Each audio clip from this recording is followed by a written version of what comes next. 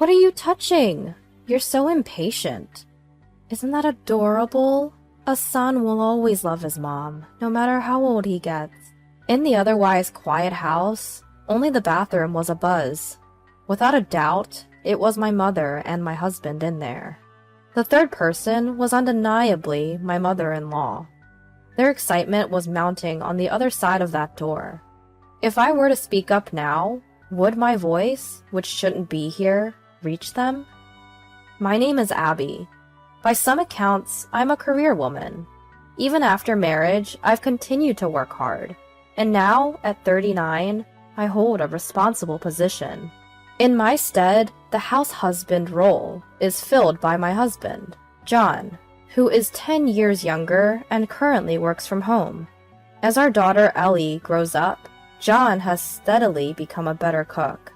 Moreover, he has become quite the expert in childcare, and thanks to him, Ellie, now 5 years old, has grown into a lively girl who loves playing outdoors.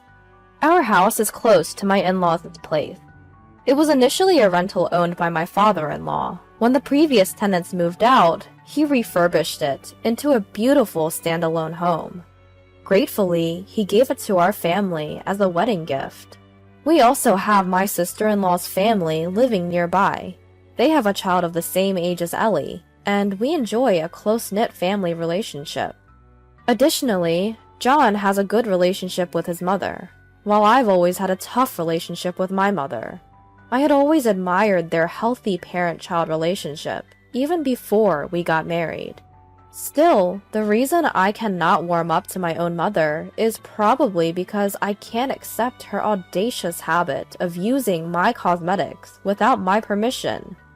Our relationship with my parents, who lives within biking distance in the next town, is somewhat lukewarm.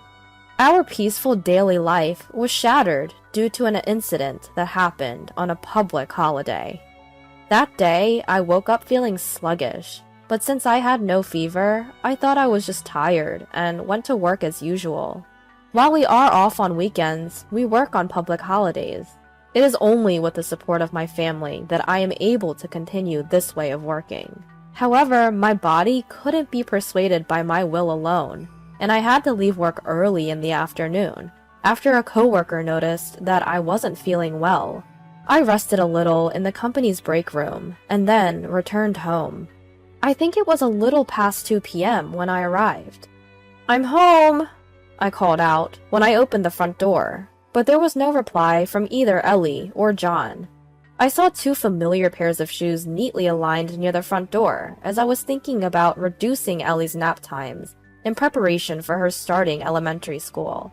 Even though I found it odd, I wanted to change into comfortable clothes, so first I headed to the bathroom to wash my hands. The sliding door connecting the hallway straight to the bathroom was open as usual, but I stopped before entering, unable to take another step forward. I saw scattered adult clothing and underwear, and from the bathroom, I could hear cheerful voices. They were unmistakably those of John and my mother-in-law, and even my own mother. Despite my confusion, I instinctively covered my mouth and managed not to scream. Could it really be John and the others in the bathroom? I couldn't believe it as I strained my ears to listen. I had never heard such a sweet, coquettish voice from the mothers, but when I thought about it, matching it with the shoes at the entrance, it was undeniable that those 3 were in the bathroom. "Isn't Ellie off from kindergarten today? Where did you leave her?" "I left her with my buddy. Don't worry, he has kids about the same age as Ellie, so it's easy to make excuses to Abby. And I've told him I've got an important online meeting I can't miss, so he understands that I'll be at home and might pick her up late. So forget all of that. Let's not waste our precious time together." The 3 of them, unaware of my return, were having a great time. My mother blushing like a maiden, and my mother-in-law pleading in a voice that was hard to believe was directed at her son, and John seemingly satisfied managing the 2. 3 voices I didn't want to hear echoed through my head in the small bathroom. Ugh, disgusting. Overcome with nausea, I crumbled to the floor.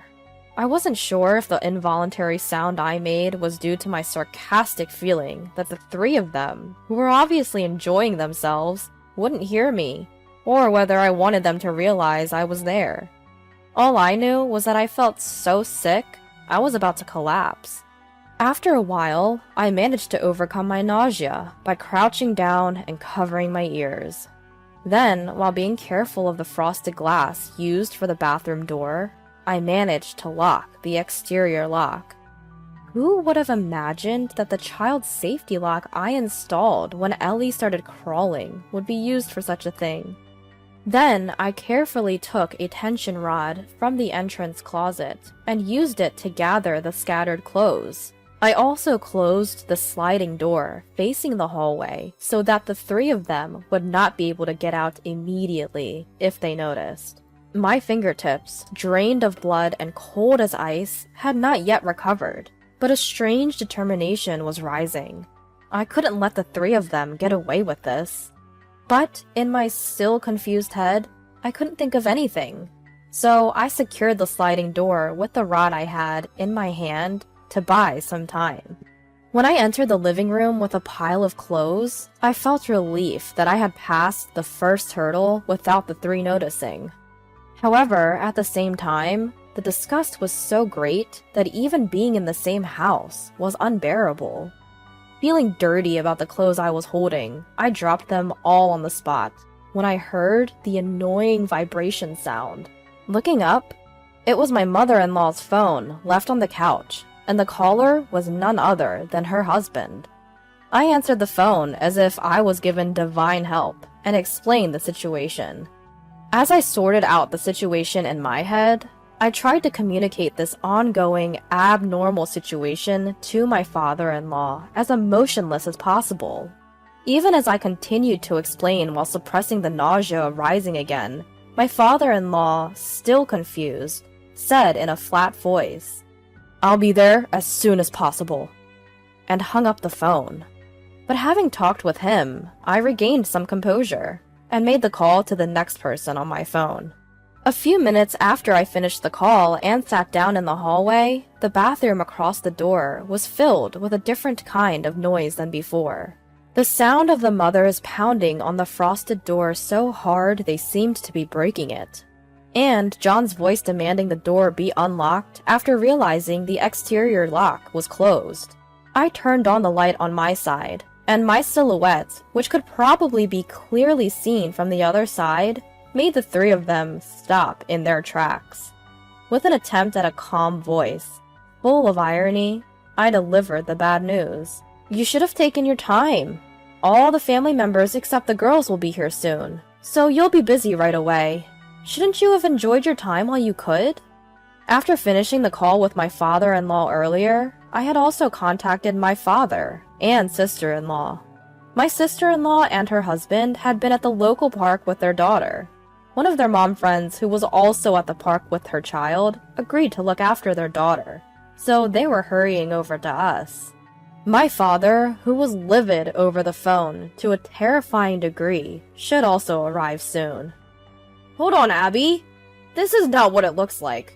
I mean, we were a little sweaty and thought it would be more efficient to shower together, so it's not like that."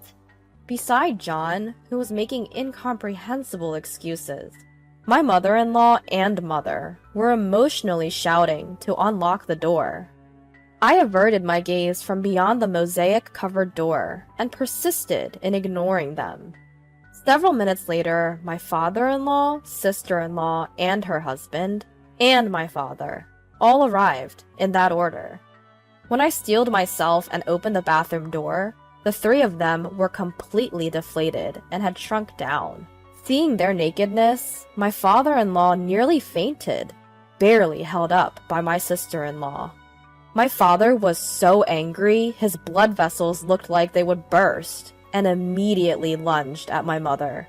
As my sister-in-law's husband and I held on to my father to stop his punches, I truly felt how difficult it was to stay sane amidst this hellish scene.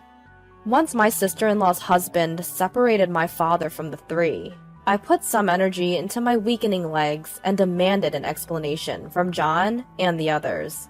Given the situation, they started explaining without any pretense of hiding anything, and we were simply disillusioned by their humanity when we heard what they had to say. John had first become physically involved with my mother. This was a deeply rooted issue, since the very fact that John had married me was because my mother had caught his interest. He had never shown any signs of being attracted to my mother since our marriage, and had played the role of a good husband and father in front of me, all the while aggressively pursuing my mother behind my back. My mother, flattered by the advances of a man younger than her own daughter, started to enjoy her relationship with John, and eventually gave in to his physical demands. My mother-in-law, who accidentally became aware of their immoral games, instead of reproaching them, chose to join in. Apparently, her logic was, if it was okay for my mother, who was of the same age, then it was okay for her too. And in the end, it turned out to be so. After we received a house as a gift from my father-in-law, John would invite either my mother or mother-in-law to our house for intercourse on the days when I was at work. He would invite one of the two during the weekdays, while Ellie was at kindergarten, and the other on holidays. Sometimes he would leave Ellie with his sister or a friend of his, and the three of them would have an affair, as in this case. Their relationship, which had lasted far longer than we could have imagined, had recently evolved into a ménage à trois, and we were rendered speechless when they told us they had been seeking this thrill about once a week. But it's not what you think. We didn't intend to break up any relationships. We just had aligning interests. It was just a sort of stress relief, you know? She laughed. My mother's words, uttered with a nonchalant laugh, shattered the silence. I remembered when I was still living at home with my parents. My mother had nonchalantly used my lipstick, which didn't suit her at all, and tossed my makeup bag back to me, saying she just wanted to try it out. She was always that kind of person, smiling while doing things I disliked as long as it pleased her. I had been shocked ever since I heard the voices coming from the bathroom, but here I finally felt a rage that could be described as hatred. My mother-in-law, similarly, began speaking in a cheerful voice, also wearing a smile. That's right. We all have families, you know. I mean, I'm doing it with my real son. I have no further feelings about this. Don't worry. We'll stop this entirely. So Abby, please don't make that scary face, right? Before I could respond to being addressed, her husband was the first to speak. What do you mean, we all have families? You're the ones who destroyed those. I've had enough of your consideration.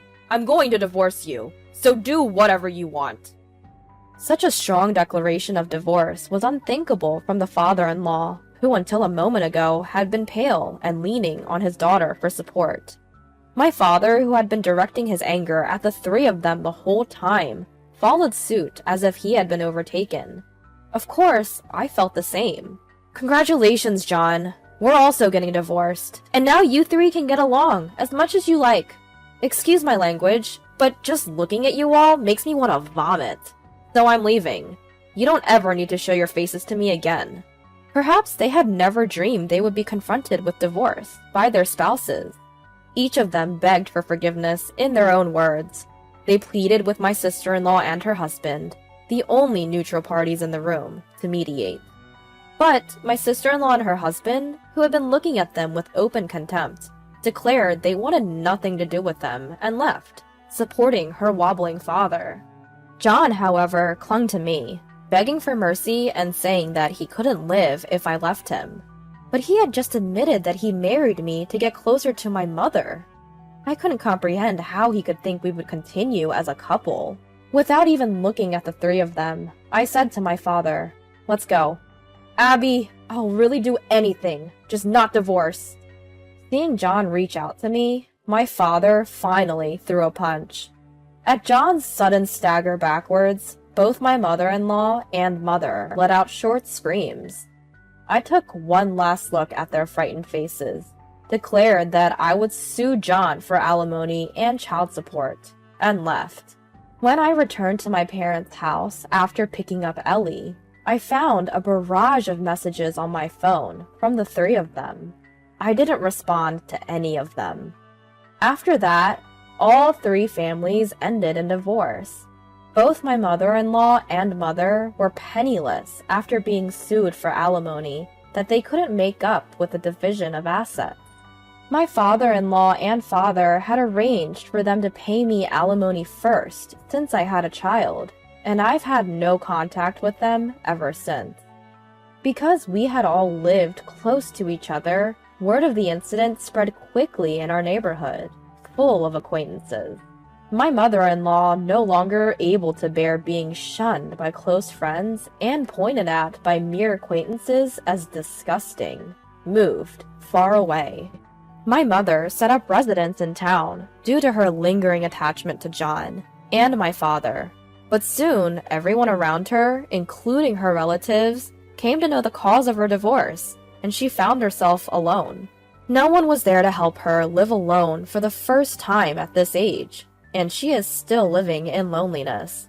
John was harshly rebuked and cut off by the friend who had been taking care of Ellie for him. It was only natural that the anger of the friend who had unknowingly been involved in the situation wouldn't die down, and John was devastated by being rejected by a friend of 10 years and feeling misunderstood. If only he had realized his mistake there. But he went on to tell a colleague at work, with whom he was close, about the incident. This led to the cause of the divorce spreading in the company, and John quickly lost his place there. He had just started going into the office again as remote work was lifted, and it must have been a tough environment for him. However, he had no savings, since he had paid me alimony, and couldn't quit his job as he needed to keep working to pay child support.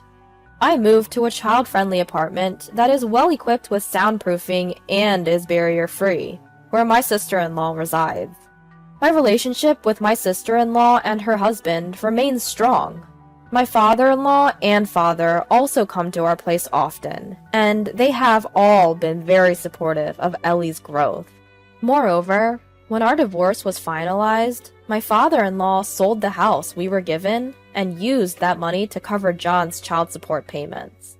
The house, which had never been transferred to John's name due to gift tax implications, remained under my father-in-law's name, which made the process go smoothly.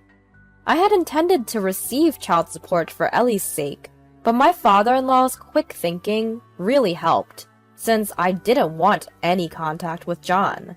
From now on, I would like John to work hard to repay the child support that my father-in-law provided. Of course, out of our sight.